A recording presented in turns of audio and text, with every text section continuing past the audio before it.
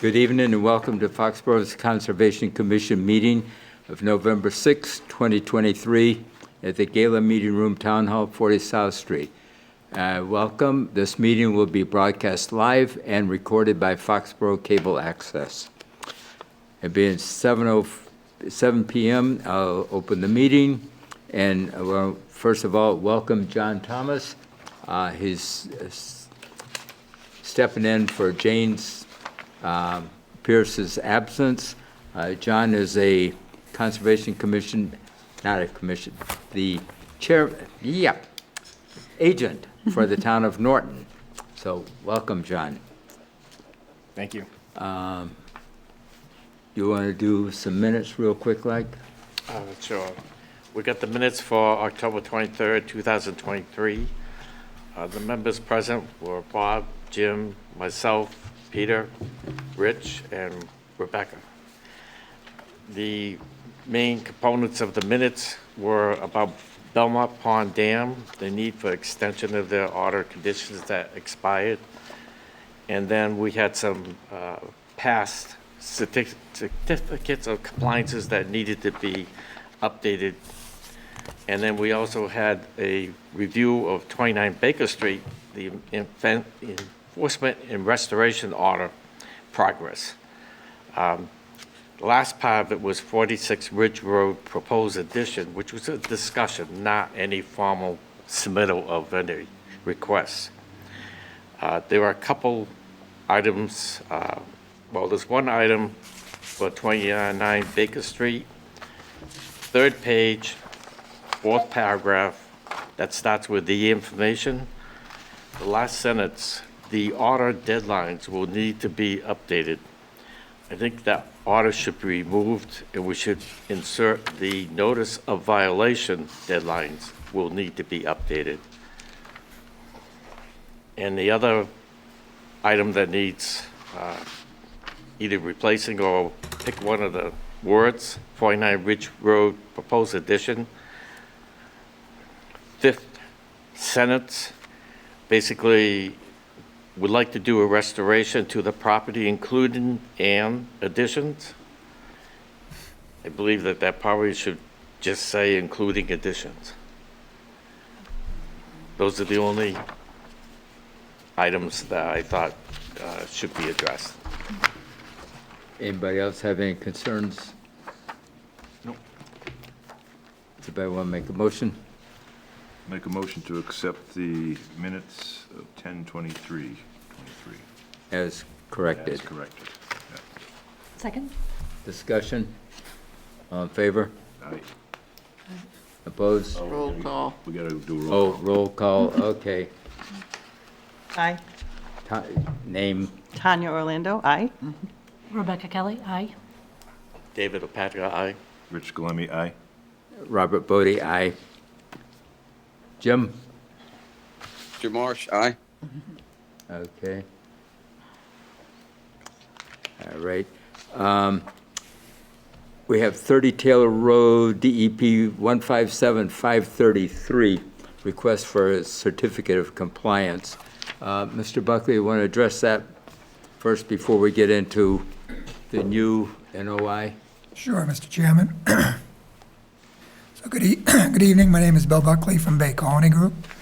And what Mr. Bodie's talking about is a request for a certificate of compliance. When we came before the commission a couple of months ago for a request for determination of applicability for 30 Taylor Road, Jane pointed out that there was an open order of conditions from, I'm not even sure when, a couple of years ago when they built a new septic system. We were not involved in it. And the system was constructed, but a request for certificate of compliance had never been requested. So we've, on behalf of the client, who was actually not even the owner back then, it's Mr. Gennard is the owner right now, it was Jack Othelette and Marge back then, we requested a certificate of compliance for that, and that was simply for the septic system on the lot, which is, again, is in, and I'll show it to you in a moment when I present the plan. I reviewed it. They received a certificate of compliance from the Board of Health. It seems fine to me. Pretty straightforward, I think. I'd just like to get this cleared up before we start opening it, but you would, so. Any comments from the board? Somebody want to make a motion to, and I see no reason why we should not issue a certificate of compliance for this one, so. Somebody want to make a motion on that, please? Make a motion to accept the certificate of compliance for 30 Taylor Road. Yes, 157533. Right here, second. Discussion? All in favor? Roll call again. Tanya Orlando, aye. Rebecca Kelly, aye. David O'Patrick, aye.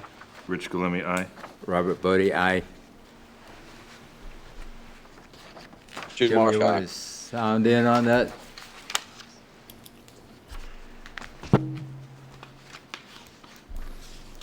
He said yes. Jim Marsh, aye again. Okay.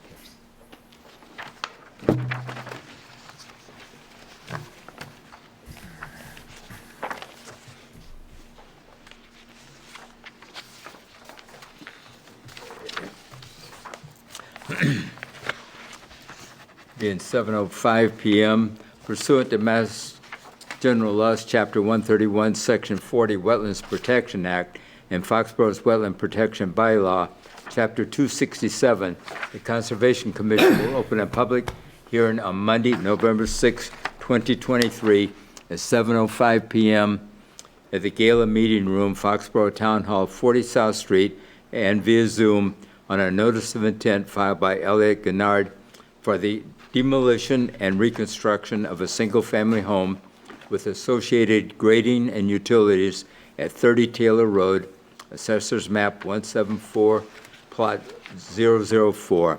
Portions of the proposed work lie within 100 feet of a resource area. The application is available for inspection at the Conservation Office. Mr. Buckley. Mr. Chairman, good evening. Again, my name is Bill Buckley, and I'm here representing Elliot Gennard. As I just stated earlier, we'd come before the commission several months ago on a request for determination of applicability to demolish the existing house and to build a new house in the same, almost exactly same footprint. The commission at that time decided that they would file a full notice of intent, and subsequent to that, we also did a site walk with several members. That was on September 6th. So what we hear back before you this evening is the filing of the notice of intent. And I know you all have the small set of plans. I'm going to put up the plan here. I'm actually going to zoom in a little bit so we can see it better. So this is the existing condition plan, which is sheet 1 in front of you. And as you stated, this is it's a property on Taylor Road. It's about a 13,300 square foot parcels of land here. And I say parcels is because the parcel is actually split by Taylor Road, which was accepted by the town of Foxborough in May 1985. And so at that point, this was, I think it was one lot, maybe it had been several smaller lots, but anyways, it was a contiguous lot. And Taylor Road at the time was just a dirt road, and what the town did was going back in the 80s, actually, there was quite a few town roadways that had not been accepted. Some of them were fully built. The neighborhood I grew up in was a fully built subdivision, and the roads had never been accepted, so the town went through and accepted them. In this particular case, I think one of the reasons they did it was so that they can go in there and do maintenance and pave it. So what you can see here on the plan, if you look up here, is you can see Taylor Road right down the middle. The garage is located on this side, and this is the septic system that I was just talking about. So this is a very odd system. I should go back again.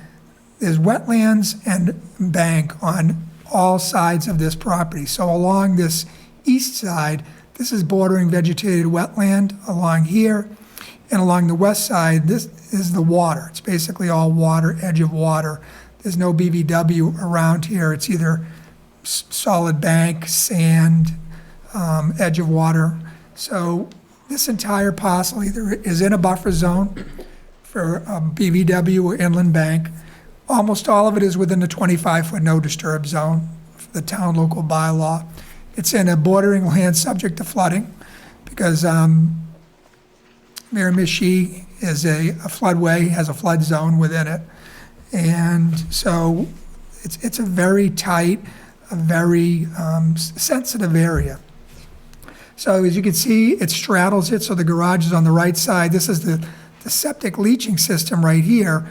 And over on this side, this is the septic tank and the pump chamber that was built back in that I guess it was 2015 septic system. We're not proposing any work on that. The work we're proposing is the removal of this existing one-story dwelling. It is one story. It has several levels on it inside there, though. So if you came in, the door, I think there's a drop right there, and is relatively flat, most of it. Then you go into the back corner, which is down in this area here, and there's a step down in that area there. Clearly, this was built in pieces, probably like most of these camps back then.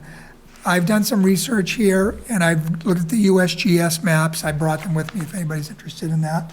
And it clearly looks to me that something had been here since at least 1940, and perhaps even earlier than that. But in the 1940 USGS quadrangle, it's clearly there. So the point I'm making, as I point out in my letter, is this some dwelling has been here for over 80 years. It's not something that was recently installed.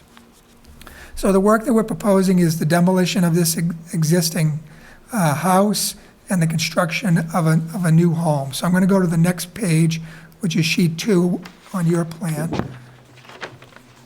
know it's kind of tough to see, and it's a little busy.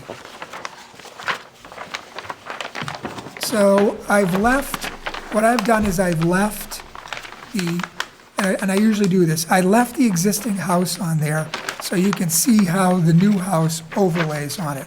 So the existing house is kind of shaded out, and the new house is in orange. I think it's orange. It's either orange or red in this particular case. So you can see what we did is we held this house dimensions all around it. The only difference is in the back. There'll be a deck and a porch that is on the first floor. This is going to be a walkout.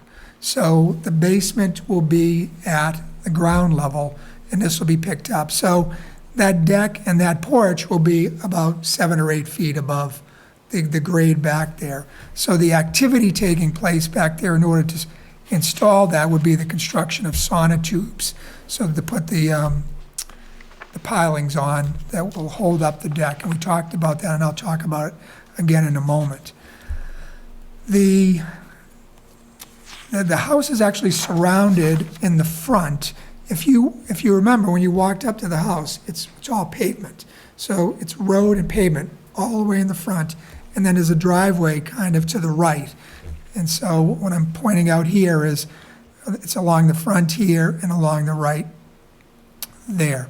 So one of the things we're proposing in here, again, this was part of the discussion, was not just to maintain the house so that it wasn't any closer and any bigger than Miramichi. And I should note that this is a 2-bedroom home, and it continues to be a 2-bedroom home, is that we're removing all of that pavement, and that will become landscaping in the front. And on the right side, again, one of the recommendations from the commissioner, I don't remember who, was to remove that existing pavement on the side and replace it with permeable pavers. So we've showed that it's going to be about a 10 by 25 foot area, which is approximately what you have now. And that will be, we'll put permeable pavers in there. I actually just looked at a project the other day with permeable pavers. It came out fantastic. Guy did a great job. So I'm a little leery about using those on roads and stuff, but in this particular case, I think it's a good amelioration of the site. And I point out in my memo is, so the percentage of impervious area on the site will be reduced from 17% to 12%. That doesn't even include the permeable pavers. That's just taking out the pavement in front and putting in some landscaping in that area there. Sediment control is that heavy dark line you can see around the outside of it.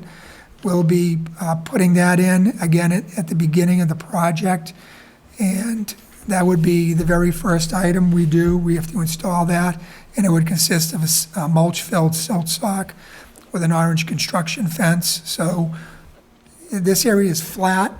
You're not going to get, I don't think you're going to get a lot of erosion, things moving around because it's so flat, but it's also very tight. So that was, again, was one of the comments that was made during the site walk. We need to pay attention to that. So we're putting that around the outside there. And if you look over here on the right side, as you're looking at the plan, which is on the other side of the property, but still on the property, there was an area there. If you were on the sidewalk with me, I parked there. So that area is already flat. It's already used for parking. So I thought that would be a good area. We'll use that for dumpster and lay down materials. Because we can't block Taylor Road. As you've been on here, it's probably, I don't even know what it is, probably 18 feet wide. So it's going to be difficult. It's going to be a lot of coordination because there is going to be some blockage. You'll have to coordinate that with the police department. But what I would suggest is we put a sediment control barrier around that area, and we'll use that area as a lay-down area. I don't want to use the area on the garage because on the right side, that's where the septic system is, and actually that's probably a little bit, well, it's probably about the same distance from the wetlands. So those are some of the items we talked about. If you look over here on the top of the plan where I'm pointing, I show that a compressor on a raised platform. So one of the things that we have to do is we can't mess with the grades on this site because we can't fill within the flood zone because that's a no-go. So we're holding the grades that are currently there on the property, but we do have to raise any of those exterior structures that are handled, a compressor, if they put a backup generator or something out there, which isn't part of the plan right now. So we will put that on the platform, and we would raise that above the flood zone, which right now is elevation 161.4. So the compressor has to be at least above that elevation, and that would be on a platform, again, a wooden platform with just like a deck would be put on there.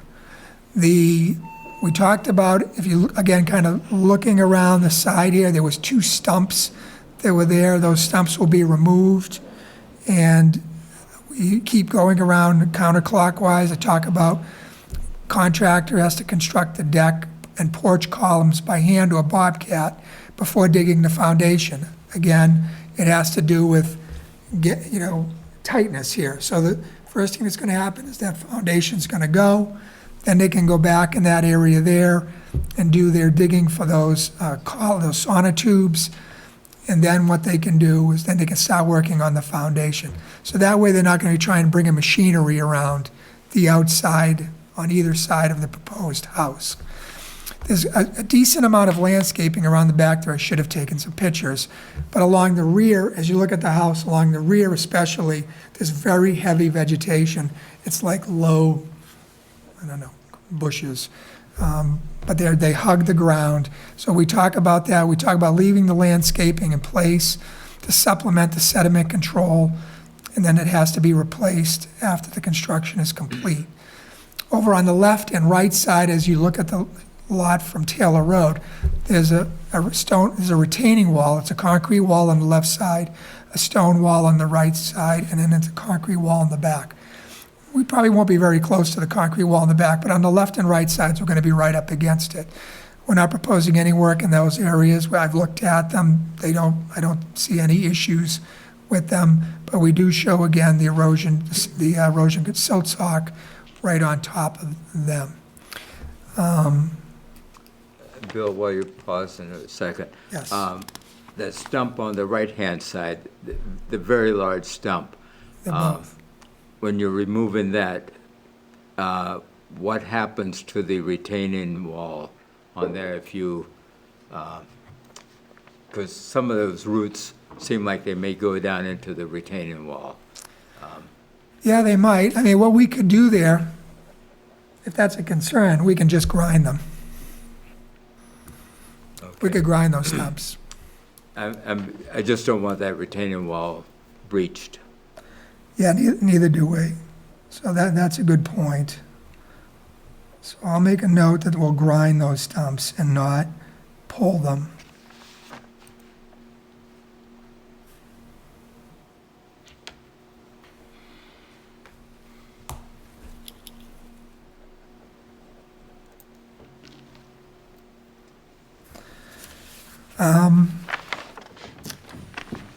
We talked about, I did kind of touch, I'm going to go over again, is the construction sequence.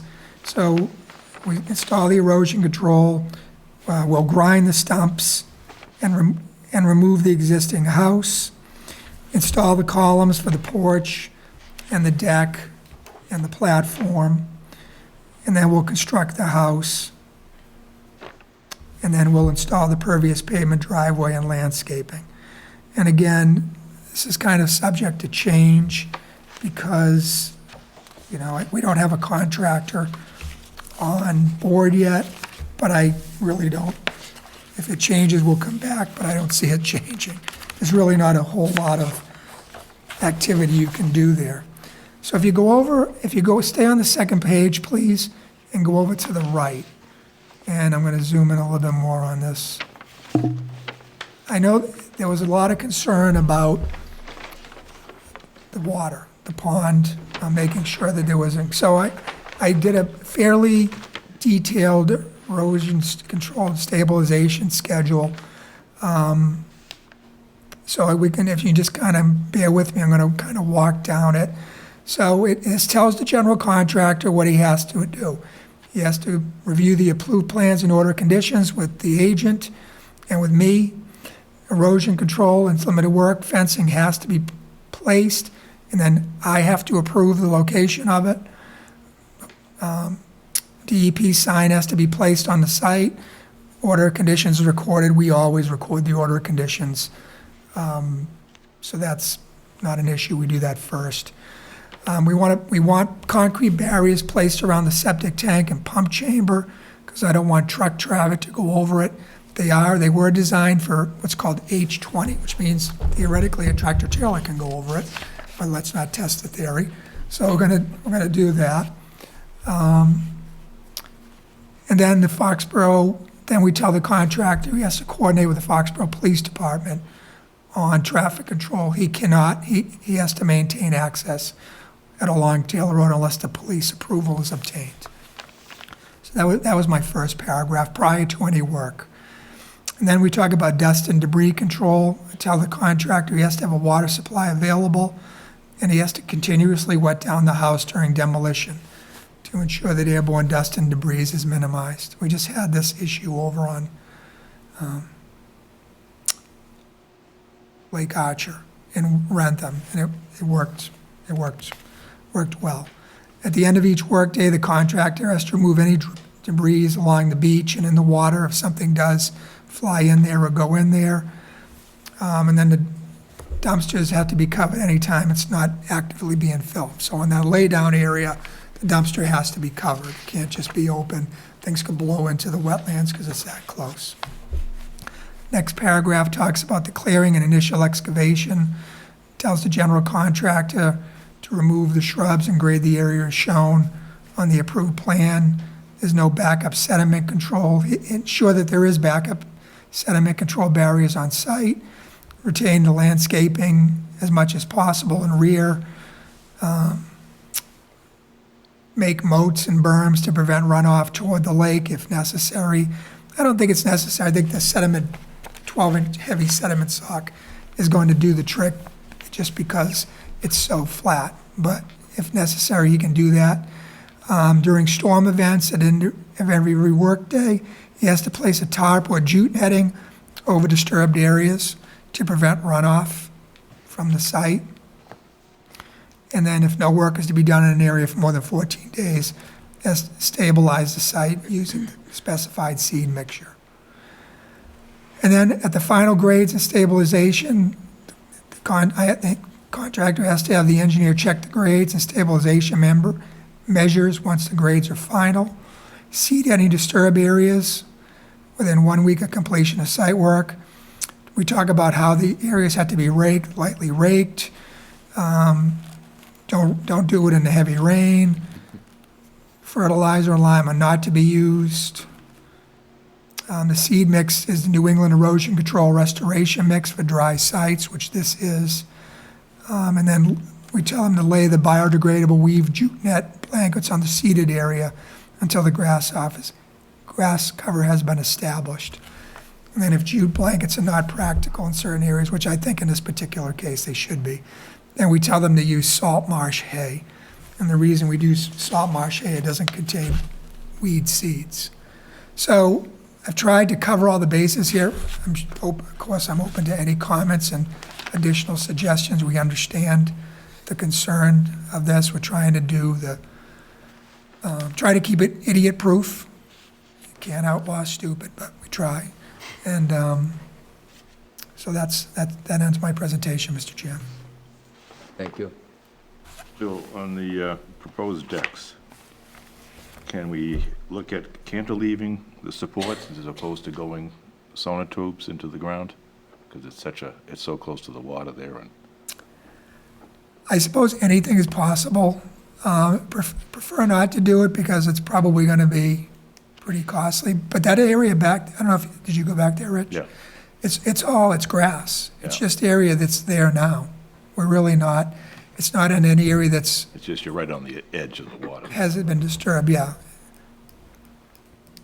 Yeah, we're about 7 feet off the deck, off the concrete wall in the back. It's actually right in the area of that stump we were just talking about. I mean, Is that one deck, or is it two decks? 'Cause you there's a deck and a porch. So one is open and one is covered. So the deck side, as you're looking at the drawing, the top piece is a deck and that's open, and then the bottom piece is a porch. And that actually had to go before the zoning board of appeals, and they approved it. Those are both above, They're both at the first floor elevation. which is 5 or 6 feet above. Yep, so if you look at the finished floor is 163.12. We are at 160 down in the back there, and then you add another foot. So it's like 164.12 that would probably be where the top of the deck is. So about 4 feet.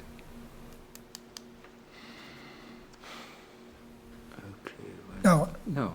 I'm sorry. It's 168. I'm looking at the existing grades. The top of foundation is 168, the grade in the back is 160. So you add another foot to that, it's 169, so it'll be about 9 feet above that. To give you some idea, and I didn't do this, but as you're driving down Taylor Road, I wasn't the engineer, the house before this on the left, it's right on the water, where you make that heavy turn, that sits up high too, just like this. I think it's gonna be very similar, and that looks like it had to have been a tear down, that's relatively new. So that's what you'll see here. The front of this house is going to sit up high, and that's because we're trying to keep, right now, this crawl space is in the water table. So we're keeping it up above the water table, so the basement won't flood. Well, won't flood any more than it currently does. How deep down does the basement go? 160, so the basement floor is going to be elevation 160, so that's the grade at the back. And then what you'll have is they'll put footings down 4 feet below that. So 4 feet below that will be a frost wall that holds it up. So your frost wall in the back there will be around 157. Are you going to hit the water table? If they do it now, maybe not. I haven't been out there lately. It's probably dropped quite a bit. It's been pretty dry. But during springtime, yeah, if they try and do it in the spring, yeah, they're going to be in the water table. But you're not going any deeper than you are right now. You're going to rip up the concrete. I don't know what so right now, if you stick the crawl space underneath the foundation is 159. So we're a foot higher. Our basement floor is a foot higher than the existing crawl space. I don't know what the foundation is like underneath that now. So I can't say yes or no on that. So Bill, the I guess the bordering land subject to flooding or the FEMA elevation for this property site is what, 160.4? 161.4, yeah. 161.4. Okay. So anything below that elevation, you know, you're gonna have to go through the building department, I guess, for their requirements, right? He has to do, you know what it is. We Yeah. just did it on Bay Road. Elevation certificate and the whole 9 yards, yeah, for the NFIP. So I guess the question is, so existing conditions for this one, what currently is below 161.4? So what would be considered within BLSF currently? The crawl space. But I mean footprint-wise for the building and stuff. It's the same as what it is now. So, It's about 34 and a half times 30. So we've tried to match the footprint almost Okay. exactly. so the whole entire building footprint's in the floodplain, is that what you're telling me? Okay. Maybe not the front, maybe not the very front, but yeah, I would say pretty close to All all right, of it. I would identify that, so that way we can confirm that it's less than the 5,000 square feet, just to be able to issue a permit. Because the commission's only allowed to give 5,000 square feet. Yep, I mean, we know it is, because that lot on that side's only 4,000 square feet. Yeah, what I would do basically to make it a bit clear cut and streamlined is just show a dark bold line of where the FEMA elevation is on this, just draw it on there, and just kind of just outline kind of what the outline of the building is that's in it.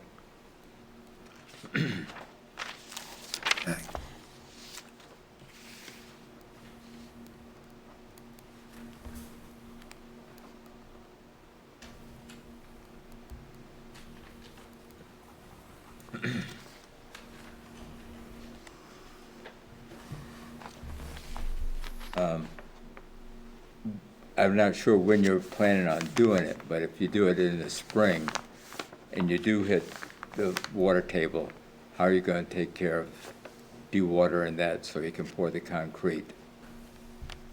So typically what we do, and I can add this to my drawings, is we'll create a area that might be stone or something like that, that we'll pump into, that will, any sediment in there will settle in that, and then it will just run off into the lake after it filters through the stone or whatever we use. You might use some netting or something like that. So it'll be a sump that would pump into, and then we just let the water run off. The stone, would that be a pile of stones, or are you actually going to dig a pit for it? No, we won't dig a pit. It's above ground. It's an above ground system that they basically can transport and get rid of. Oh, okay. So I'll add a detail. I'll add a detail to that. Add a Yeah. dewatering A detail. dewatering conditions would be something recommended too. They also used a dewatering sock on the project, on the railroad, Yeah, up they use, underneath Route 1, because they were working with dewatering yeah, they use, clay-type water. they use chambers too. I mean, it just depends because you're limited on space here. So, Yeah. you know, the only problem is, you know, something that could easily be movable would probably be preferred, especially with the tight-knit kind of situation that they're dealing with. Yeah. Yeah, I've seen the sock too, usually on wells. It's a good idea. I'll talk to John about it. Any other comments from the, Rebecca? Not at the moment. John, any other comments? I mean, I think the main component here is just setting everything up for success. I mean, obviously, you know, just having those silt barriers monitored on a daily basis, I mean, that's going to be on the applicant to do. Dewatering's always been an issue. Just making sure that the applicant understands all the necessary permits that are involved with this and steps and procedures.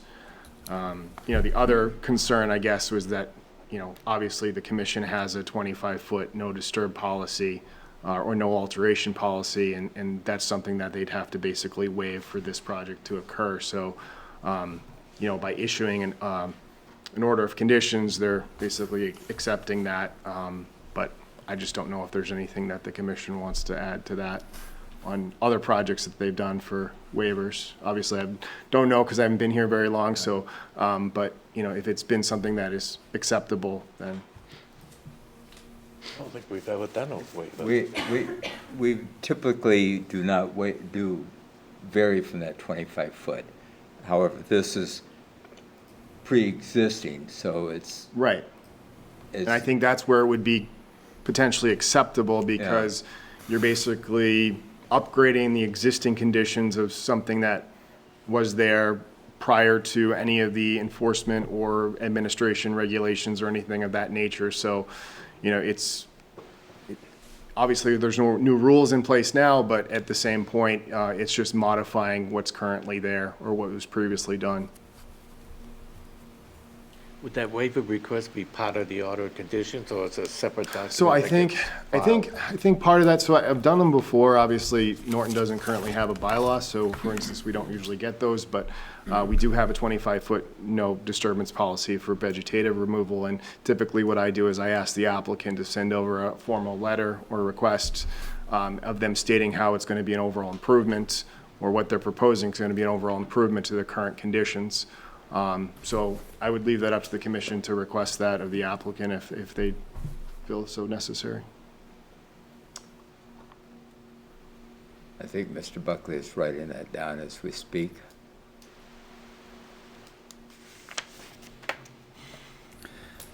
I should know it off the top of my head, but I don't. But I just have to dig back into the regulations and talk about. I think there's an exception for existing single-family homes. So, but I have to check that. So that's my job, and I will come up with justification for that. Bill, what happens if you get in there and start the work and, for instance, you're grinding those stumps or just starting the work and that stone retention wall doesn't hold? Like, is there? Well, we would call you and say we have a problem, and then we'd have to come up with a solution. So, What would happen would be, it would be an emergency kind of permit that would be issued by the Conservation Commission to make repairs. And in order to do so, they'd basically need to do a lot of work. So it's in their best interest to basically make sure that that doesn't happen.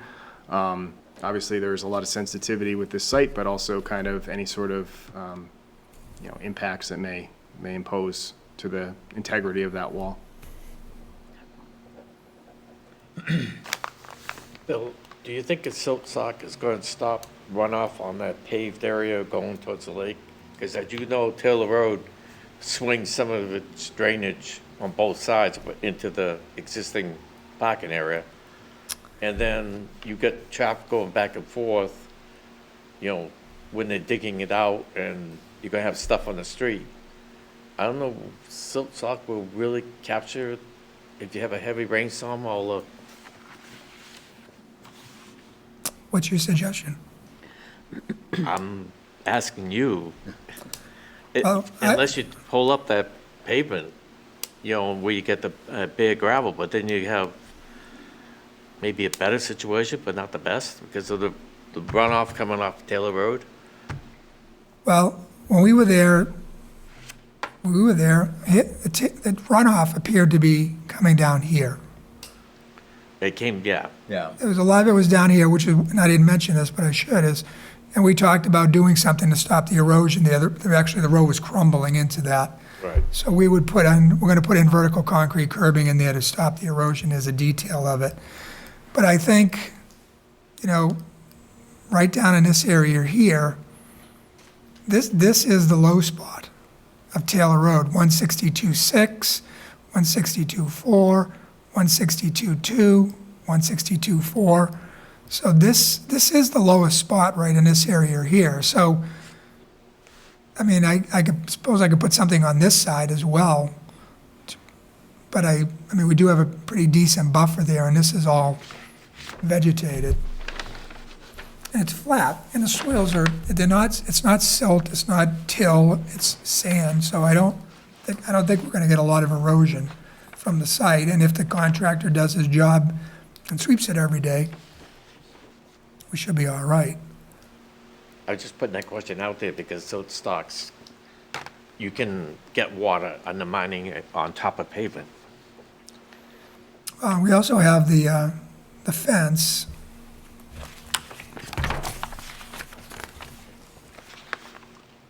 Typically, what I do with my projects is I always request that the applicant have ample amount of siltation devices on site. So in the event that they do see an issue, they can basically make any sort of modifications to the, to ensuring that no runoff is going to any sort of resource area. So I think in the event that, you know, there were some sort of lowland issues, or, you know, you had a substantial amount of rain or some sort of event, just having that stockpile of sedimentation devices on site, the contractor should be able to put those in place. I agree. That's in my notes, and I'm pretty sure that it's a standard condition. It is. In the board's thing that says it has to be a supply of that material. So that could be part of the discussion we have pre-construction with the contractor to make sure that stuff is on site. I think we should make that notation in the order, because I don't think that's a standard condition. Yeah, check it out, check it out. But yeah, you can put that in there. Anything else? Do you have any comments from the audience?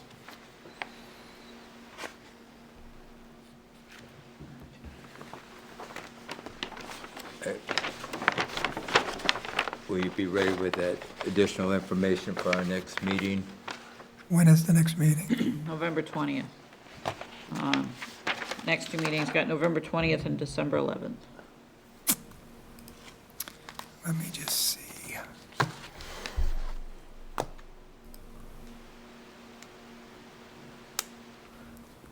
December 11th it is. December 11th.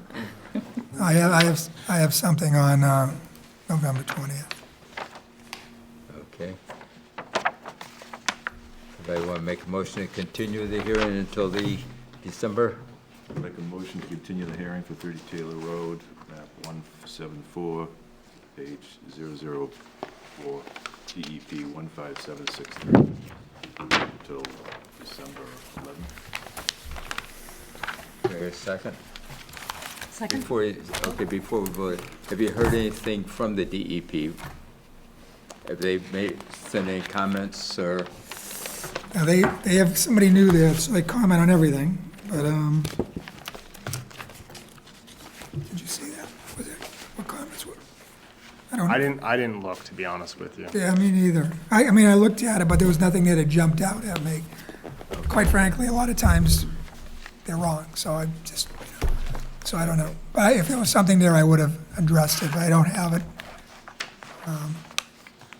But I'll look before we come back the next time. All right. All right, with that then, Second. second, okay, again, roll call. Tanya Orlando, aye. Rebecca Kelly, aye. David Opatka, aye. Rich Columbia, aye? Robert Bodie, aye. Jim, are you still with us? Oh, I guess not. Okay. All right, thank you.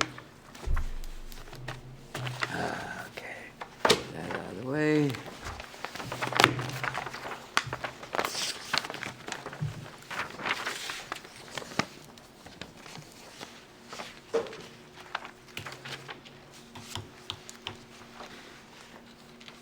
Okay, Souza Avenue, Barrows Lane, River Ridge, 157576, request for certificate of compliance.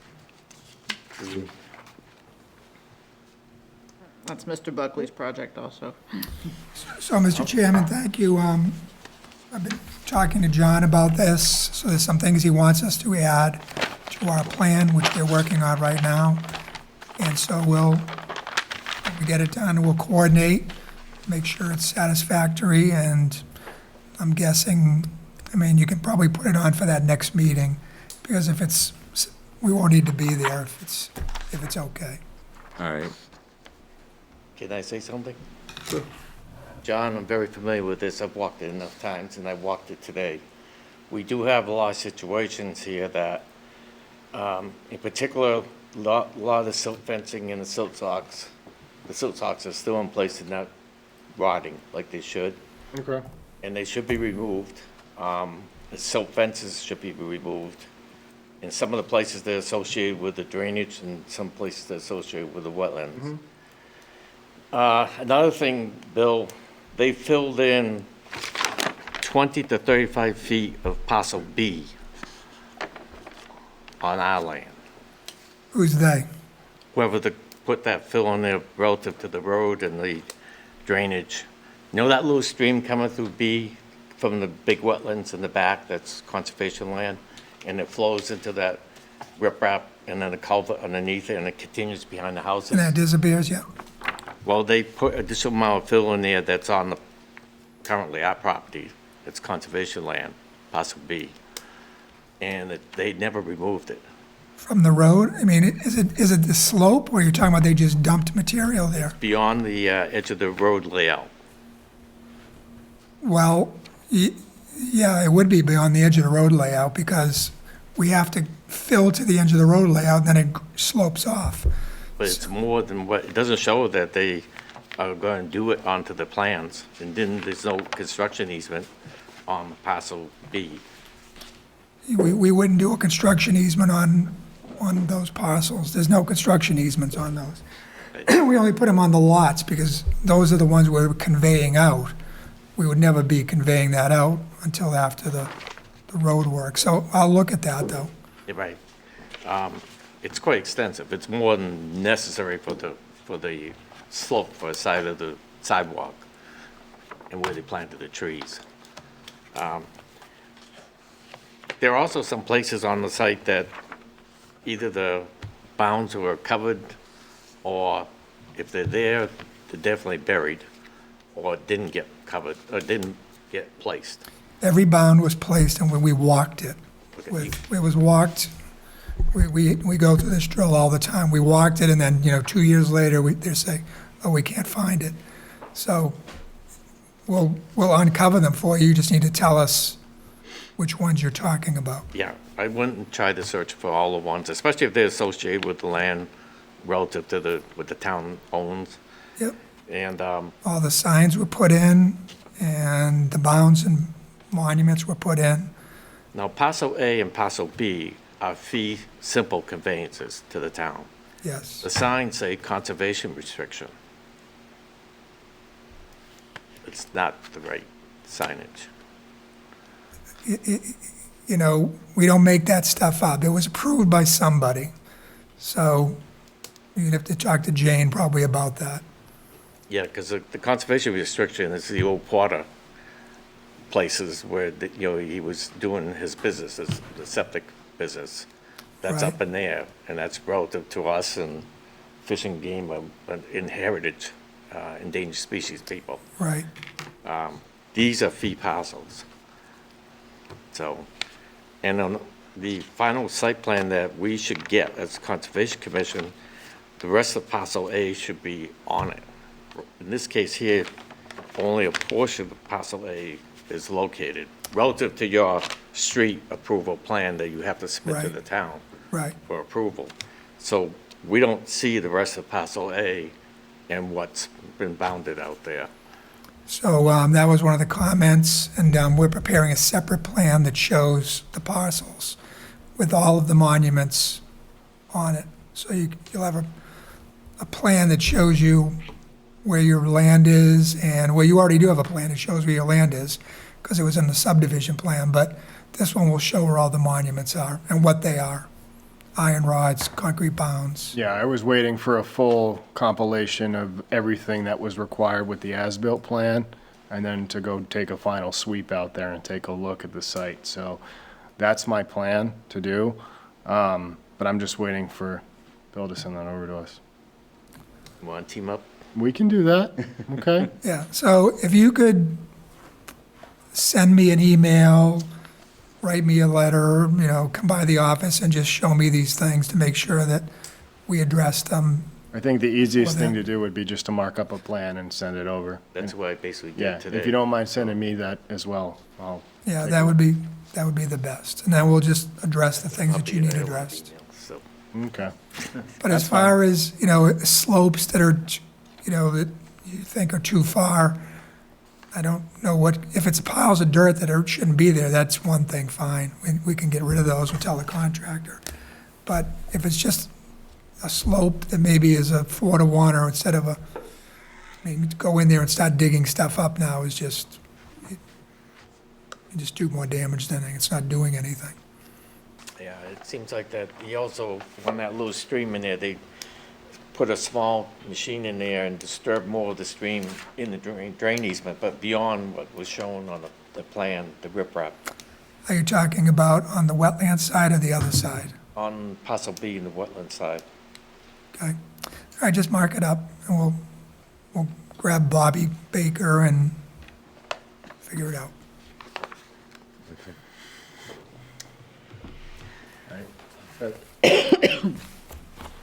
Let's skip 25. I just checked 30 Taylor Road, no comments. What's that? I just looked at the DEP, Oh, okay. no comments. Oh, interesting. Oh, well. I'm going to skip West Street for now.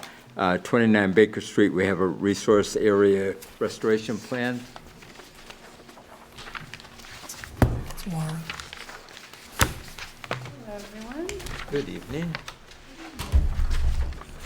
does everybody have a paper copy in color of the restoration plan? Yes. Okay. Well, I should speak for myself only. Who needs a copy? I have some extras. Okay. And I'm going to share my screen as well.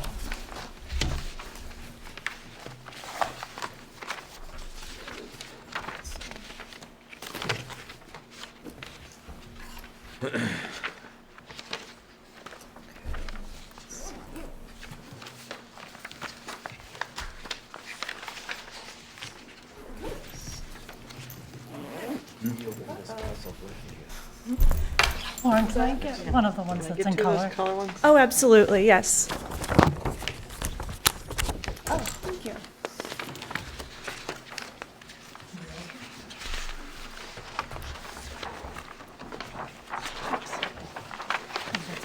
John, do you have one? All blended. Okay. You're gonna give them out to everybody, huh? All right. Thanks, Bill. Donate that to us. We can come in and to build a house. Oh, okay. So good evening, everyone. I'm Lauren Gluck from Power Corporation, here with William Lord of 29 Baker Street to discuss the wetland restoration plan for 29 Baker Street. We were here at the last meeting to give a progress update on the fieldwork we had done on the site and the resource area delineations and evaluations, which had found that there is a freshwater wetland at the rear of the property that had some inadvertent wetland disturbances from some backyard clearing and grading activities, as well as a non-jurisdictional drainage channel feeding into that wetland system. So also during our last meeting, we talked about some preliminary recommendations we had made for restoration of the area, and since then we have formally submitted a restoration plan showing those proposed improvements. So I can kind of go through what the proposed improvements are. This area here, if you can see on my cursor here. So this is the area where we had found hydric soils underlying some fill that had been placed within the cleared and graded area that we had delineated with series HW. And that's about 390 square feet of vegetative wetland fill. I should also note that the vegetative wetland that we had found, it's only jurisdictional under the bylaw as an isolated freshwater wetland, and that the limits of the volume of the flooding here are not enough to constitute it as an ILSF under the Wetlands Protection Act. So this plan is being only filed under the bylaw and not the Wetlands Protection Act. So this 390 square foot area here, this area is intended to be restored through removal of the fill material. As we were doing our soil cores, we were finding that it was about 12 to 18 inches plus or minus of fill material over top the native soils. So it was a pretty clear distinction between the kind of gravelly, sandy fill, and then you hit those kind of organic native soils. So we would propose that that fill material be removed from the wetland area, and then the resulting exposed native soils be replanted with a robust community of natives. So we have a number of different species here to create kind of a diverse little wetland with some saplings along the edge, some shrubs, some herbaceous plantings, and then also a wetland seed mix here. And then upon completion of those plantings, sediment controls would be placed along the upper margin as shown here. And those would remain in place until the surrounding slopes are stabilized. So right now, there's a lawn area to the rear of the house, and Mr. Lord's intent is to plant the area between the lawn and the wetland with a pollinator meadow. So he wishes to establish this area, although this doesn't have a buffer zone under the bylaw, his intent has always been to create a native kind of habitat that enhances the landscape with some native species, pollinator-friendly seed mix. I believe we have it as a conservation or wildflower mix. So that would be run by the commission before it's selected. And then, in addition, we had talked a little about how the downed trees from the property had been stockpiled along the wetland upland border here.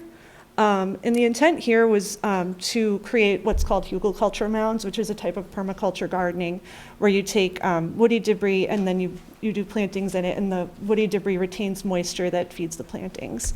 So we would propose to keep those in place along the wetland upland border, and there's a number of blueberry and raspberry plantings that would go in those logs along the wetland upland border. And then on the opposite side of the wetland here on Railroad Ave, there had not been any disturbance by the owner over here. However, he does wish to create kind of a little more of a vegetated buffer here where there's kind of an early successional vegetation community. He wishes to establish an evergreen screen. So we're proposing some red cedars alternating with big blue stem in that area. So it's just inward of his property line that he would put a row of these alternating plantings here and then also down here. So then the other big element to this is there was about 18-foot wide fill material crossing for equipment when Mr. Lord did his original tree removal activity. So this is across what we had determined to be a non-jurisdictional drainage swale. However, there was some restriction of flow there when water entering the upper end of the swale was kind of being held back and ponded up. So the proposed plan shows this kind of, it's in brown here. This is what's being proposed as a replacement crossing in this area. So this 18-foot wide section that's pretty close to the vegetated wetland would be removed and replaced with a crossing that's about 12 feet wide, including the shoulders, and fitted. You can't really see it in this graphic, but there would be a culvert to allow the flow to pass down slope into the wetland as it did before. So I believe that covers all of the elements of the restoration plan. I'd be happy to answer any questions. Oh, also, I wanted to mention that in the enforcement restoration order, there were a number of items that involved buffer zone. So we wanted to acknowledge that this area doesn't have a buffer zone. So any of those non-applicable items that are in there, they would not be held to. Okay. I'll also add to the commission that by creating the culverted cross-section here does not make this jurisdictional because it's being done through the enforcement, so it's still considered an IBW. I just want to make that clear. Okay. So it's not a BBW once they put the culvert in. Any other comments about the plan? I mean, it's pretty straightforward. I don't know if the commission has any other opinions in addition to what I've commented upon. So you're maintaining that access from the roadway? The town gave you permission to keep that? I didn't ask. I thought you were going to. Just see whether you need permission for a curb cut, essentially, is what you've done. Currently, there is no curb on Railroad Ave. An access point from the roadway. I thought you were just going to ask the DPW.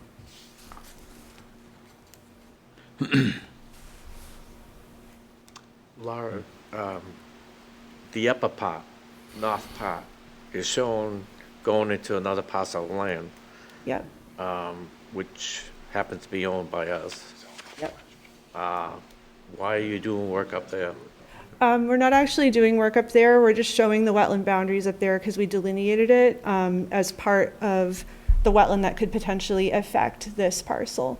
So we're not actually proposing anything up here. Actually, there may be, sorry, there may be one raspberry plant that ended up across the property line, so we can push that back on the other side of this. This red line here is the property line, I believe. So you're going to ignore the shaded area that you got in there that was going to be planted? Oh, yeah, I'm sorry. Yeah, that was a graphical error, so that would be cut back to the property line. I apologize. We can make that quick change and send you the updated version. Okay. Okay, you were asked at the last meeting to confirm whether you could do that or not by the commission. I was told that the highway department was what, someone was going to ask, but wasn't, I didn't understand it was specifically asked. Zoning, is that right, planning? Yeah, so for instance, typically when it comes to access and secondary egress to a property, it's a zoning criteria. So you'd have to go in front of the zoning board of appeals to know whether you can have a secondary access to the property. Okay. And they would intend to complete this work this spring. I know there were some deadlines in the enforcement order as well. At this point, we're at the end of the growing season, so it's really not an optimal time to establish vegetation in an area. So this would be done early spring, right? After the first frost. Yeah, after that frost. Okay. Yeah, Can you come up with any suggested dates? Suggested dates for like the earliest we could start? Yeah, just to give us something to put, replace the dates. April, I guess. It would be. April 1st is the start of growing season technically, or April 15th. Yeah. I mean, you can throw those two dates around. Yeah, and we need to make sure all the plant material is available, and then, if there are any substitutions needed, we'd run those by you, but yeah, I would assume like April-ish. Okay. Anything else? Any other comments? All right. So you're going to find out definitely whether you can have that crossing or not, and then we'll see the plantings in the spring. Yep.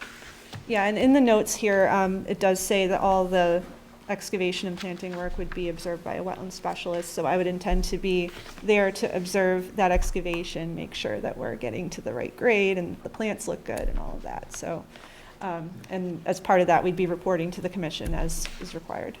Okay. Is there any runoff potential now for the winter? Is it stabilized enough that we're not going to get siltation into the wetlands now? It seemed pretty well stabilized. There was some grass along the back slope. I think with all the rains we had, some of the grass seed had washed down on the slope, and there was, some cover, and then there are a few trees there. So, I think it seemed pretty well stabilized. There is a silt fence around that he had installed at the limit of the wetlands. It's still in good shape. I think it should hold up well through the spring as well. And I think it's, better to leave it in that condition than to expose a bunch of new soil right before the winter, so. Okay. John, you're happy with that? I mean, there were only some other recommendations that I had. Obviously, it's the 2-year monitoring, for making sure that the plants actually grow. And then the other recommendation I had to the board was, putting up some sort of physical demarcation of where this mitigation area is, so that way it can be monitored in succession. But those were the only 2 recommendations I had on behalf of the applicant.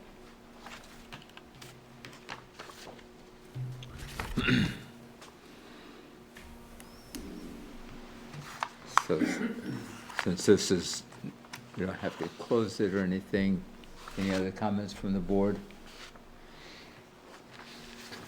So you will notify us when things are happening. Yep. Okay. So then the enforcement order is essentially lifted now to allow the work to be Yeah. done. Okay, great. So we're not expecting anything in writing from the commission before this has to commence? We're just notifying you when this is starting? You will notify us and Yep. then basically provide us the reporting afterwards. In Yep. good faith. Yep. Sounds good. Okay, thank you Great. very much. Well, thank you very much.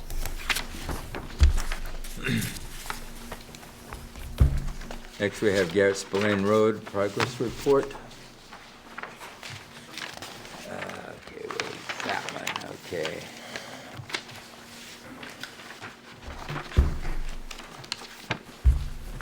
Good evening. evening. I'm a little embarrassed to show my planting plan next to this one.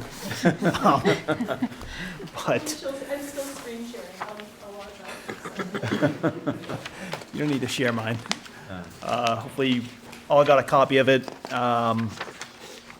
Really, my attempt just to kind of get the ball rolling in terms of coming up with some actual pricing. In terms of where I'm running into difficulty, is, I guess, pro and con in terms of the informality of what we agreed upon. We really didn't set any numbers, so I'm hoping to get something in writing for numbers so I can get some firm pricing to kind of get the work completed there in terms of the additional plantings that we agreed upon. So that's kind of where I am right now, so. That's basically it. I kind of gathered what I could from the various meetings and conversations and kind of put that down and what I thought would be a good plan, but really not my area of expertise. So hoping to get your guidance here and maybe some direction forward so that in the spring, we've probably missed the planting season now, so in the spring, I can kind of just jump right in and get it done. I think in the meantime, still trying to kind of clear up some of the invasive species over the winter. I think that's kind of my goal right now. Okay, and protecting some of the small plantings that you have, was mentioned, putting some wire around some of the smaller trees that, so the deer don't come and denude the, It'll reduce your need to put more trees in, because we originally targeted about 40 trees for this area. Yeah, So if you can save the ones that are there by caging them. yeah, there's definitely a bunch of stuff growing up it's about naturally. a foot high or so, or a little bit more now. Yeah, a lot of the pines took I think the red oak or maples, a lot of them unfortunately didn't make it, so probably have to replant some of those, get them a little bigger, and put some more protection around it. So that should save, I guess, in terms of some of the plantings, but wanted to kind of get your take in terms of, directionally, what you think of that plan in terms of the sheer number of trees versus plants, so on and so forth. A lot of these plants are either, except for the red maple, are upland plants. What's Yeah. what's the soil like over there? The entire area in my yard is all upland. It's actually very dry, and I got these from, Jane actually recommended Okay. these as good plantings. Okay, so basically, there must be I haven't been out here, to be honest with you, so I'm just thinking like out loud, is that so there must be a clear divide in the distinction of where the wetland soils are versus where the upland soils are, correct? Oh, yes. Yeah. And this is a vernal pool, and you have some wetland soils that start coming away, and that's where the high bush blueberries are and some others. Right. And then all of a sudden it sweeps up. So there's a very clear transition Right. line. So basically, what you're looking at here is, it's a very abrupt transition from what I'm gathering. So, the species that you identified or that are being presented would thrive in upland conditions. I guess the question is, were those taken into consideration as to kind of what species are currently there I guess, to really promote the additional species to be able to thrive like they would for native New England? I guess that's my question. So was it identified Yeah. as to what species were there currently? Yeah, there's definitely some low blueberry bushes. There's the sweet fern already growing naturally Okay. there. Pine trees, there was a bunch planted already. I'm not a big fan of pine trees. I, I'm gonna throw that out right now. they're there, and they were planted as kind of part of this initial planting plan prior to me being the owner. So they're there. I would like some more. I think my plan has evolved a little bit to where I want more shade to get rid of some of this overgrowth, like the vines, the raspberry bushes have kind of taken over. The buckthorn has taken over quite a bit. So I originally liked that it was open down there and wanted the low ground cover, and I think that's where like the bearberry, the blueberries came in. Right. But now it would be nice to have a little more shade there because we moved in August and it just gets a ton of sun back there, so. Right. So the question, I Some guess, shade. to you is, so you're gonna plant 6 to 7 foot trees, right? Those are gonna take a while to grow. Yeah, I think I wouldn't be opposed to putting in bigger ones. I think one of the concerns was like machinery back there, so. Yeah, I know. But I'm just saying, like, you're gonna have to wait a little bit for those trees. A lot of what is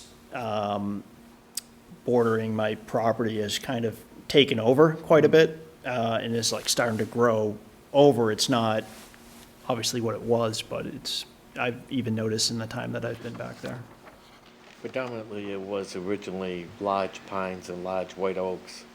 Very few red maples, except down closer to the vernal pool. So what you're telling me is this is an improvement of what they're proposing? It's improving to what's out there. Okay. Yeah, it's a big improvement as to what's out there. So, I mean, it looks like, based on this diagram and sketch, that, you're proposing quite a bit. It's gonna be quite an extensive workload for yourself. I presume you're gonna get a contractor to help you out with this? Yeah, I'm working on that right now, so I think where some of the landscapers are shying away a little bit is some of the history of this project and some of that we don't have concrete numbers in terms of what, so they're shying away from it a little bit, but I'm ready to roll my sleeves up and just Start digging. start digging, honestly. So it's either I pay someone to do it or I may end up doing it. Depends on where things land here. Okay. One of our restrictions in the past applicant, after the disaster, was that if anything's going to be restored, it has to be done by hand. We did not. Yeah, want everything's having- gonna be manual. Yeah, I mean, especially within a sensitive area like this. And the slopes are not it drops. It drops off, so it's not gonna be very forgiving for doing this by yourself, just to let you know. Yeah, I've started to pull some of the invasives, and it is daunting. We did have about 20 feet of the invasives removed by a landscaping company, so I kind of just started to mirror what they did in terms of what they pulled and what they left, and so hoping to really get, as Jane said, a clean palette or a clean slate, clean my easel, I think that was the term. If I could do that over the winter here and then just be ready for planting, whether it's me or if I just hire a company to come in and do some of the plantings with the board's oversight here. I think that was kind of like where you want to see stuff. I'm fine with that. Just want to kind of get that area back on its way. He's received a lot of good information. We've been there, 3-4 times? And talking with him, Jane has too, so he's got a lot of knowledge. So this project was subject to a, what permit? It's subject to a restoration order, yeah, Restoration order. yeah. So what was it originally? Was it an The- RDA The or? builder went in and basically, excuse the expression, he just cleared the land right all the way down and beyond his property line. And unfortunately, he moved the house so that it was out of the 100-foot buffer and put the septic in front of the house. So he just said to the homeowner, it's your problem. And he took off. Well, that's unfortunate. I apologize for that. No one should be subject to that sort of. I Oh, agree. he did plant about half of them plants and trees that we had discussed with him in his restoration order. And They were tiny and they got. yeah, tiny. So the deer had a good feast for the next 2 winters. So I guess the question is that if there was no permit ever filed, then an as-bilt's not going to be required for this. It's just mainly an enforcement. So mainly what we would like to see is basically to ensure that all the work that you potentially do on this site also be in compliance with our rules and regulations here in Foxborough. So we just need to make sure that none of the work that has been done to date for your residents is located within the 100-foot vernal pool buffer. So I think you picked up on that. We had some of an informal agreement where I got a little bit of an additional yard back there Okay, in return for additional planting and restoration, just kind of being a good steward okay. from where things had been left. So I think it was a win-win all around for everyone, for me, Okay. certainly. So that's where we are probably a little bit in that 100-foot with the yard. But, you know, I'm pretty sure everything was agreed upon before we did it. Yes, we basically came up with, and Jane was involved, Rich, myself, Bob. We saw it worked out over a couple of meetings where that 100-foot line is. And then we found out that he actually moved the house closer to the street a little bit more, give him more room in the backyard so he could get around it. And then when the contractor came in, well, to help get some loom and stuff back there, we worked out with Linux Yeah. where the line is that we would agree upon and no further, Okay. which basically is almost what you see on here, the, well, That brown line there. So. yeah, the brown, it's a little bit, that brown line's a little bit further closer to the house. So my recommendation, and this is nothing against you, but when houses are sold, I know from history that people like to push the envelope. So my recommendation is for the commission to, you know, in addition to the plantings, put up some sort of physical demarcation of that line that was agreed upon. So that way for the future of the, you know, ensurety of protecting that vernal pool, whoever may own the house in the future, yourself or others, they know that, for instance, it's a sensitive area out back. And that way, for instance, they don't, you know, we don't find out that somebody's, you know, expanding their yard or something in the future. So if that's something that you're willing to do, I think, you know, I'd be recommending to the board to say that this is a good plan. Yeah, we had discussed the split rail fence and the signage. And if you ever do get out there, it's a pretty clear line of what the drop off is there. So I wanted to put it up anyways. So I'm glad to do that, keep it separate. But I also want to kind of restore that area, make it look better than make it up. Overall better improvement of habitat. something that you never did, so that's, you know. Yeah, yep. Don't forget to use the weed whacker on the raspberries. Yeah, starting to get down there now, so. Definitely take those, get rid of those things. So from what you just told us, you're planning to increase the number of trees you're gonna plant there? From the 6, Yes, because we're looking at about 40 in the original proposal. yeah.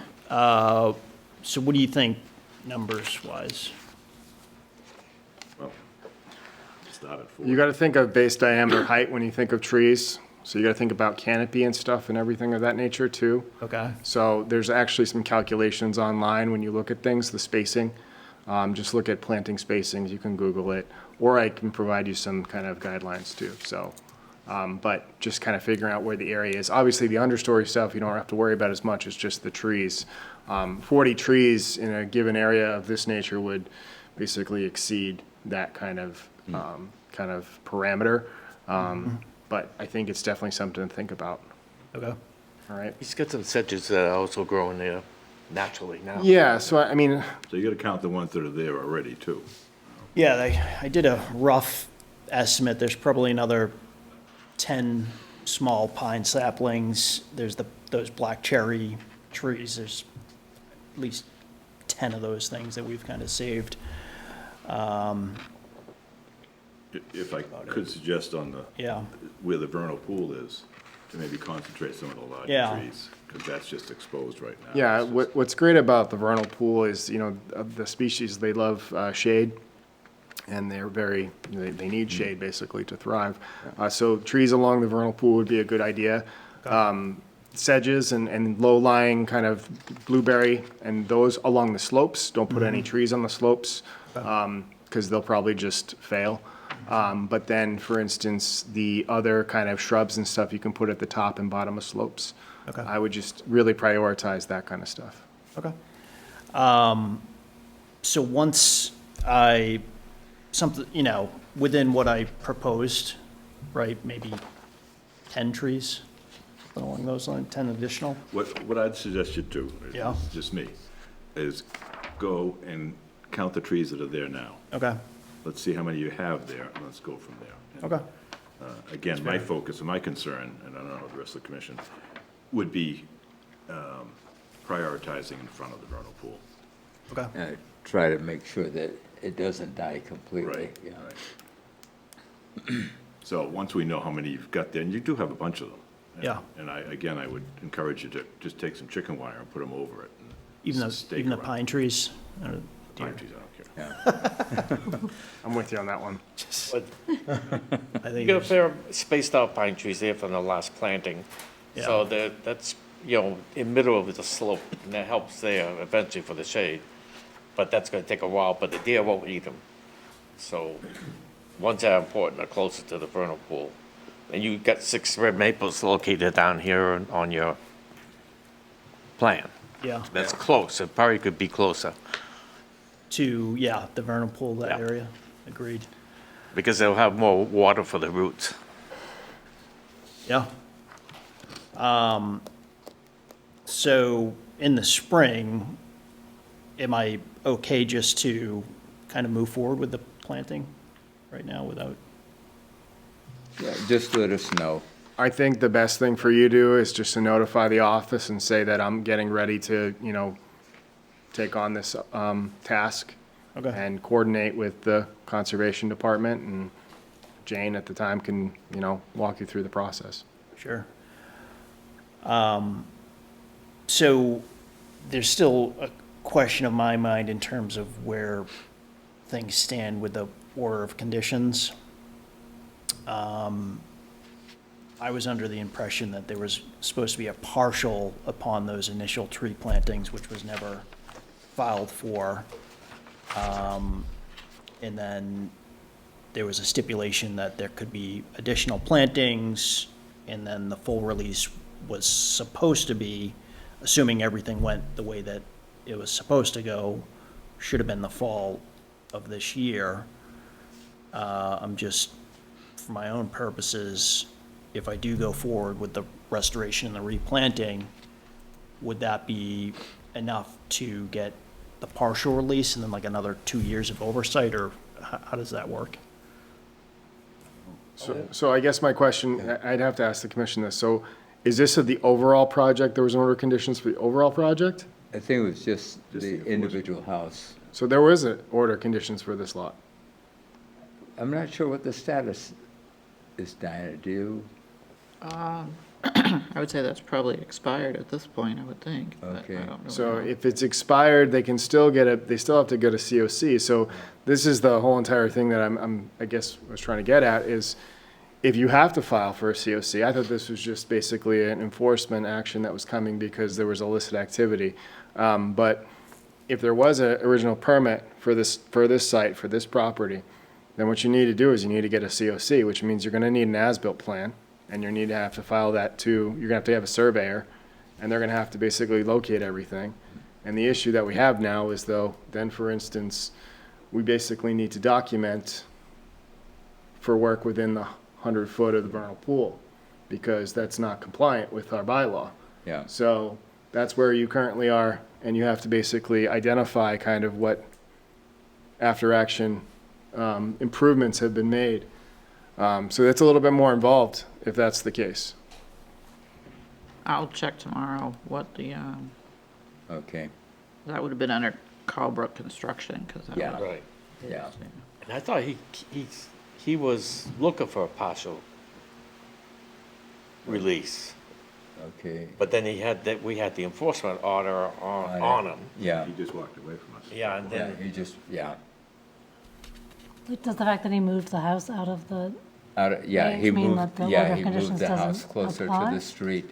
So And if I that was think- the case, then he'd have to basically amend his order of conditions because he was previously permitted to do a certain activity. Yeah, And so basically, if any activity occurred that was outside what was on the plan in conservation's jurisdiction is not valid.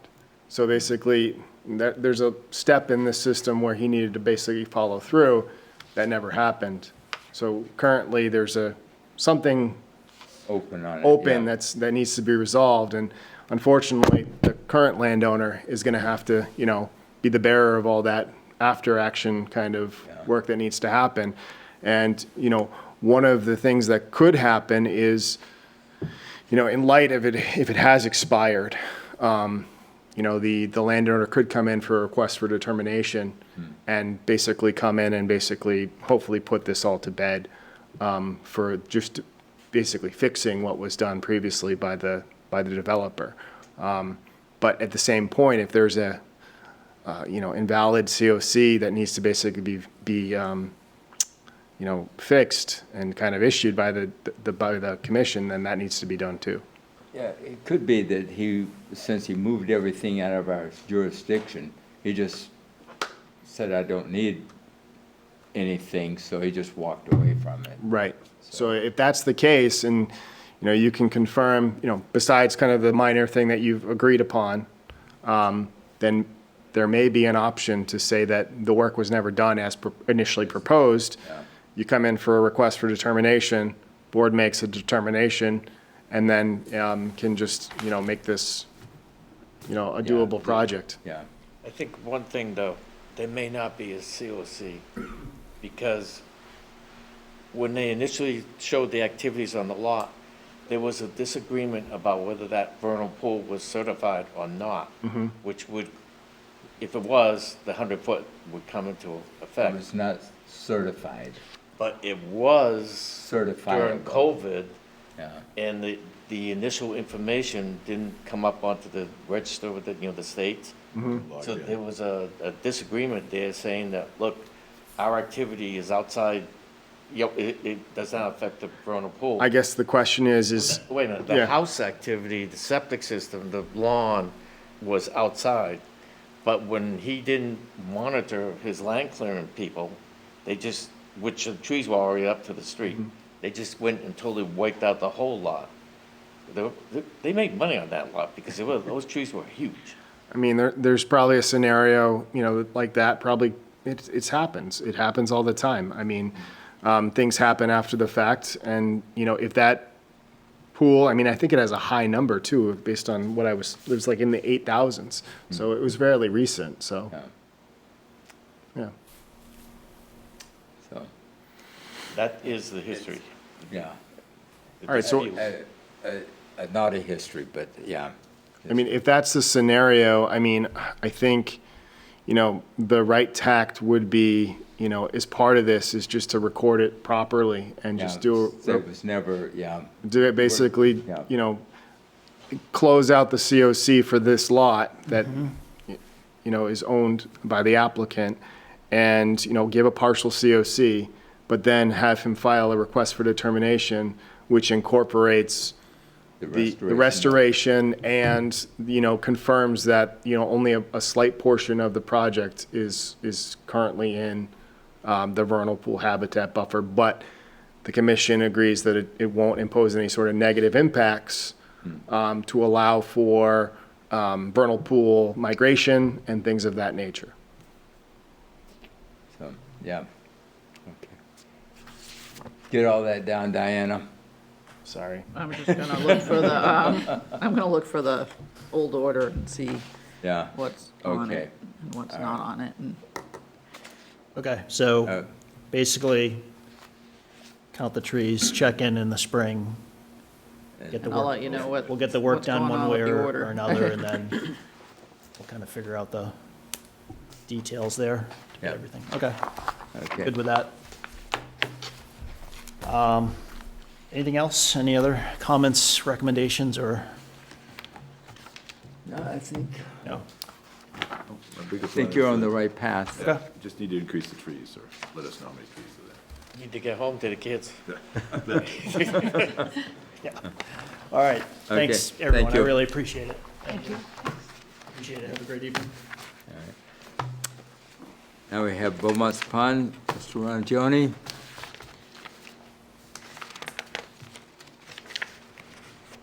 Good evening, everyone. Good evening.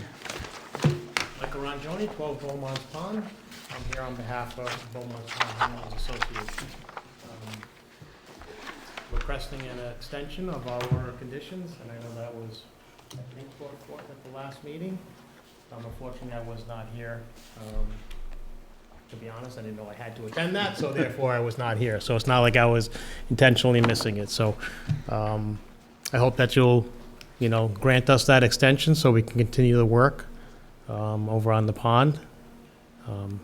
Okay, I guess some of the concerns that we had, and the reason why we did not offer the extension at the time was, what is your plans going forward? I know you want to do the tree cutting now, but we didn't want to leave everything wide open for an extended period of time, so. Sure, totally agree. We kind of talked about that when we were going through the whole approval process of doing a phased approach. So the first phase of it was tree removal, and that's what we currently have a contractor on board for. Cut the trees down. We're going to leave 24 inches or 30 inches of stumps exposed, so there's no tripping hazard. And then the next phase would be to get a contractor in to pull the stumps, fill the holes with, silty type of material, and then backfill it with topsoil, reseed the embankment, and that's the next phase of the work. Obviously, as a homeowners association, the funding of it is an important piece, and the extension that we're requesting was somewhat, the reason for it was the delays with getting tree companies on board and getting pricing that was reasonable for us to move forward with. So that took some time, unfortunately, but now we're at the point where we have something in place, and we have funds available even after this phase one is complete. And I actually today met with a contractor to walk the site to see about the next phase and trying to get, kind of some pricing in place for doing that. So we feel confident the association, all the homeowners are on board with this.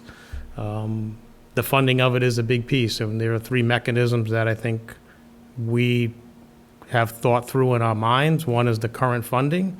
The other is every year we generate a certain amount of money with our dues. And then there's an assessment, of course. We can assess the homeowners if need be, but certainly we're not hoping to do that. We're hoping that we can get the next phase done within the budget that we have and what we're striving for. Now, for the repair of the dam, is that all you have to do to repair, or is there other work? with the tree removal to repair the No, dam? that's it. That's it? Tree removal, stump removal, and then grading it to reestablish the embankment. Okay. You're just cutting trees, and that's it? I thought you were rebuilding the dam. No. No? So No, after you cut the trees, what's the next phase? Pull the stumps and the surrounding roots, backfill the hole that's there, and then regrade to put it back to the same general profile that's there now. We're not raising, we're not doing anything that way. There's no hydraulic analysis that has been done to suggest that we need to raise the elevation of the crest of the dam. So it's reestablishing the grade that it is there now. That may have been my miscommunication there. I put in dam repairs in my memo, so sorry about that. Mike. It's okay, it's fine, that's what we're here for. Yeah. Yeah. So, So you have the funds to cut the trees, correct. but you don't have the funds to do the removal of the stumps? I don't know the answer to that yet until I get okay. But pricing that's the for that issue, though. next phase. We have, Actually rebuilding, and I thought you were No, rebuilding the dam no, itself. nope. Okay. we're not rebuilding.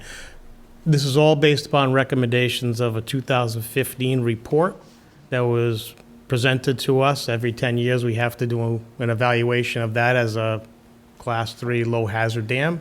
So those are the recommendations. Remove the trees, pull the stumps, and regrade. And that's what we're here to Okay. try to do. So when you pull those stumps, especially that big oak, it's gonna make a Big hole. big hole. So you are gonna end up rebuilding that when you, Well, but you're just refilling it. correct, Yeah. correct.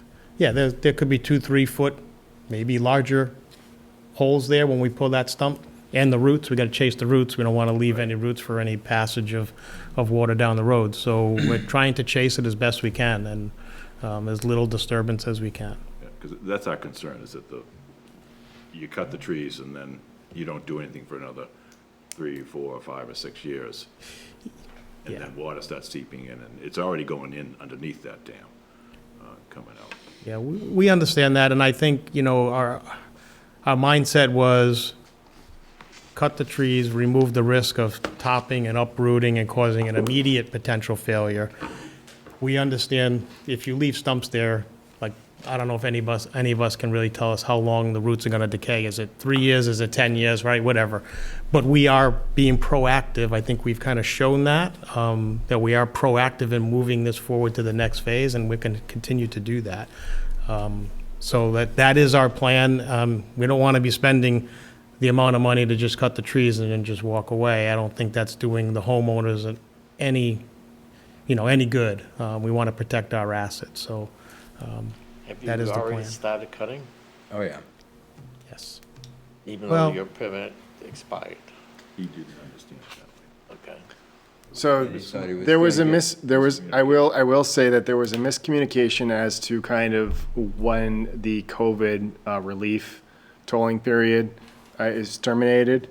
And unfortunately, this one was very close to when the termination, it was the same year. So that's where the miscommunication error was. I've had it happen to me a couple times already in Norton. So,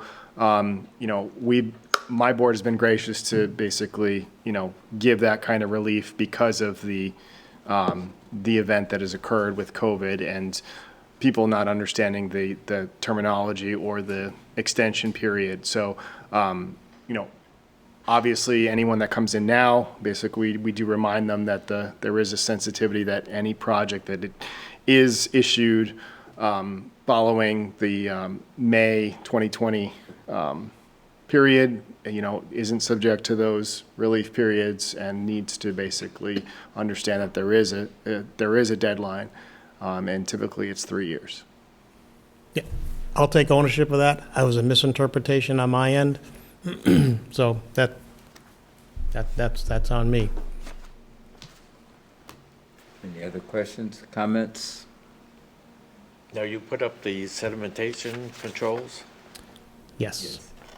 Diana, you said, Somebody who lives closer to East Street, she said the sedimentation coverings is shifting. And she wanted to know how long the whole project was gonna take, Well, the a timeline. the tree removal piece was scheduled to be done within a week's time frame, and then the next phase is the next phase. I don't I'm understand. talking about plastic, something about the plastic moved. I don't, I can't comment on that. I don't know what she might be talking about, but there is silt fence on the downstream side of the access way. And then we are gonna put a composite filter sock on the upstream side when they start activity on removing I the think trees. she's just talking about the part that's right on East Street that, Yeah, we just put that across the access way to limit The- activity yeah. going down Mhm. there, Yeah. and maybe it's blowing with the wind. So, She didn't happen to say that there was activity out there, what, did she? No, well, she said she walked down there Okay, and noticed that, the tree cutting was at the beginning and there was nothing done down near the dam. okay. So it seems that, that there's no issues with the silt fence. I mean, we were out there on the 27th and saw that the barriers were in, and, I made some recommendations on how to proceed moving forward. So I think, this project could definitely be issued an extension, provided that, provided that we, as we discussed at the meeting, that we met on that date. But I leave that up to the commission to make the decision. The only thing I'd say is or add is just to try and do your best to get it done within the 3-year period. agree, If you have issues with that, come to us early. absolutely. Will do. Did you extend the recommendations that Tom gave? The sorry? silt fence, silt to the, he says to the dam? So right now, we haven't been back out there since we vacated the site. So once. They're waiting we- to receive an extension. Correct. Before Okay. they start going with, spending the, what is it, $4,000 or $5,000 extra of silt fence.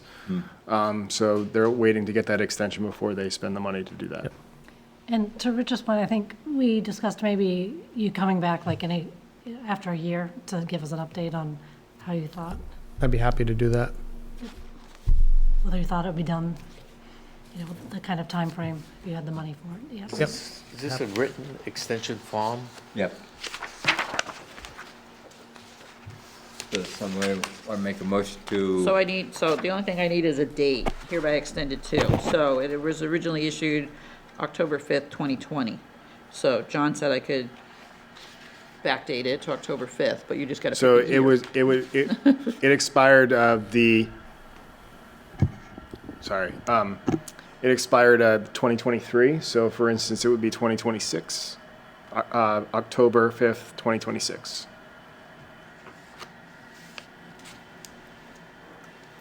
All right, you want me to make a motion? Yep.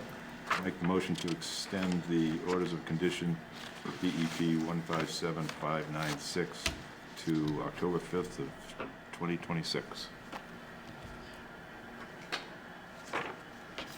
Do I hear a second? Second? Discussion? All in favor? Roll call? Yep, Oh. yep. We're gonna start. Tanya Orlando, aye. Rebecca Kelly, aye. David Patka, aye. Rich Galemi, aye. Robert Bodie, aye. And Jim, I don't think he's with us, so, Did he have another meeting to go to? yes, Yeah. yeah. So, which, I think it's there to, all Thank you, appreciate it. right. Oh, Susan Phillips says hi.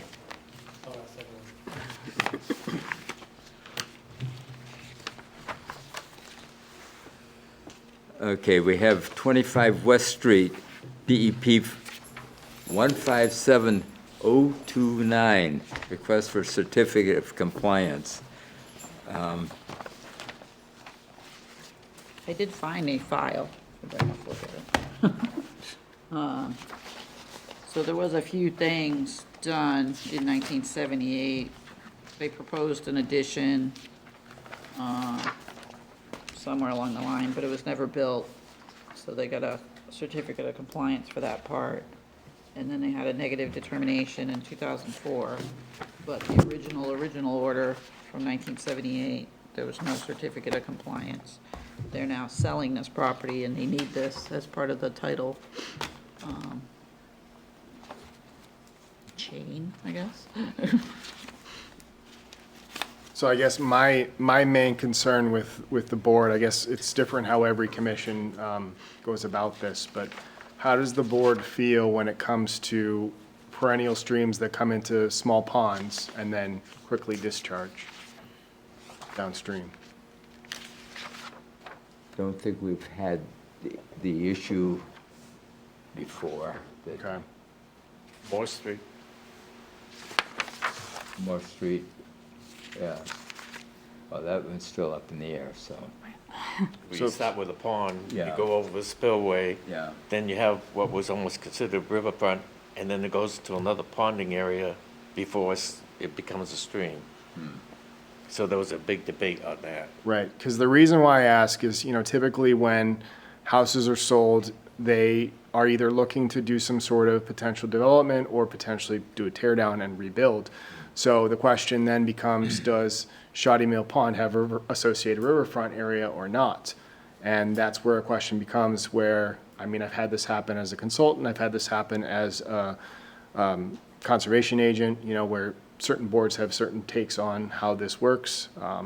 So I guess the question is, does Shoddy Mill Pond have associated riverfront area associated with the Wading River, or does it not? I guess the question is, any sort of potential improvements that were done following 1996 when the Rivers Protection Act came out, they would have to be retroactive. So whatever new work that was done on the property following 1996 would be subject to riverfront calculations, cumulative, and that's where you would have kind of the question for if a new potential buyer came in and they wanted to do no new work on the property, that's the question that I would have to the commission. Well, any new work they would have to file something with us. Right, so they did come in front of you back in 2004 for the addition project through an RDA, but it was never called out in the RDA as to kind of whether it was in riverfront or not. Well, this 2004, I could not remember, So I guess my question then is, so if it wasn't a potential issue at the time, then for instance, my take on this is that the commission at the time did not feel that Shoddy Mill Pond had associated riverfront area. Therefore, that's how the pond should be treated in the future for any sort of potential development. yeah. Isn't this house below the spillway? Adjacent to the water coming out of the spillway? Yeah. Yes. So that would be riverfront. But the pond itself is a pond. It's been there for Yeah. decades, right? Yeah. Yep. So I don't know if you could call that riverfront when it's a pond, a mill pond, that's been there for decades. It'd be more a regular pond, water, flooding, So bank. it is a man-made structure that's considered an impoundment, right? Right. So there should be associated riverfront area in accordance with the act, because that's what it states. But my question to the board is, how do they feel towards this? Because each board's different. Yeah. Okay. I guess anything new that. if, Would need to say, be reinvestigated? We would reinvestigate it. Okay. As long, now I know we got snookered on one plan a number of years back and, you fooled me once, shame on you. Okay. They got an intermittent stream. It was way away from the property we were dealing with. And it was almost off property, but intermittent. Okay, it doesn't apply. It's well beyond, even if it was riverfront, it didn't apply. Unfortunately, the developer came in on the other side, and we had said it was an intermittent stream, and we should never have approved it. So, but as long as there's no plan out there that says what it is now, I think we're safe going forward. Okay. So if that's the case, then I would recommend that the board issue a full COC for this project. And then, for instance, if the new buyer or anyone that comes in for, anything that they want to do, they would have to reinvestigate it and potentially file with the Conservation Commission. Correct. If they do. Yeah. Well, it does have an unpermitted in-law apartment. What's that? It has an unpermitted in-law apartment. In-law apartments need to be permitted through the planning board. There never was one.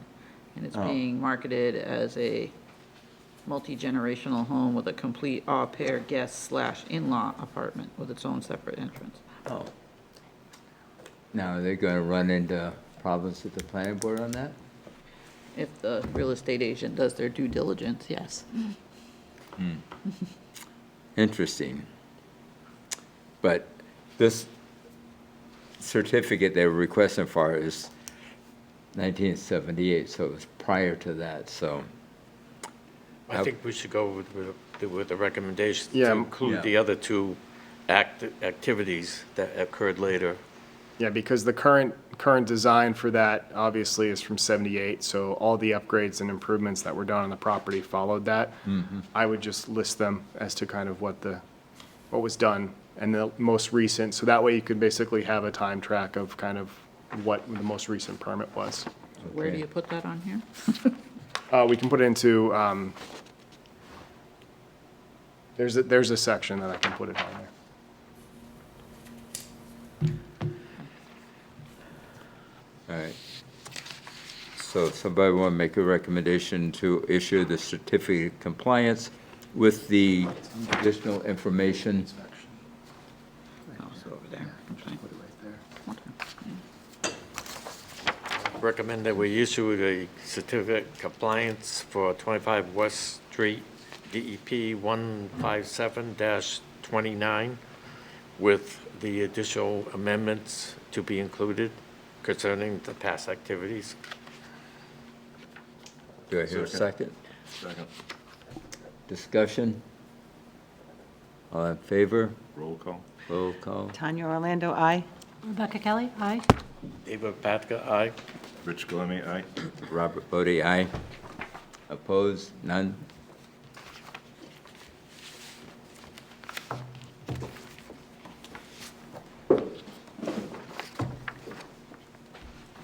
Anything else?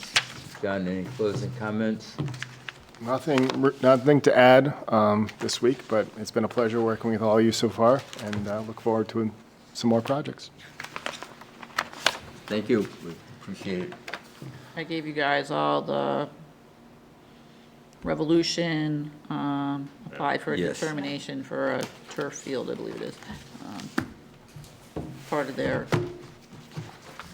He never issued a certificate of compliance for their project. they're asking for a partial certificate of asking for a compliance as part partial. of this. Okay. That's part of it. Sorry. And once she signs that, Work to bring back the do I hear a motion? Ever do citizen input? What's that? Did you ever ask for citizen input? Yep, I did. I'd just like to talk to one of yous after we. Oh, okay, after the mics are off? Okay, Just, get some information. okay. Somebody want to make a motion to adjourn? Make a motion to adjourn. Second, Discussion? No. All in favor? Do we need a roll Rich call for Galemi, that? aye. David Patka, aye. Rebecca Kelly, aye. Tanya Orlando, aye. Robert Buddy, aye. and now that it's all shut down, we still.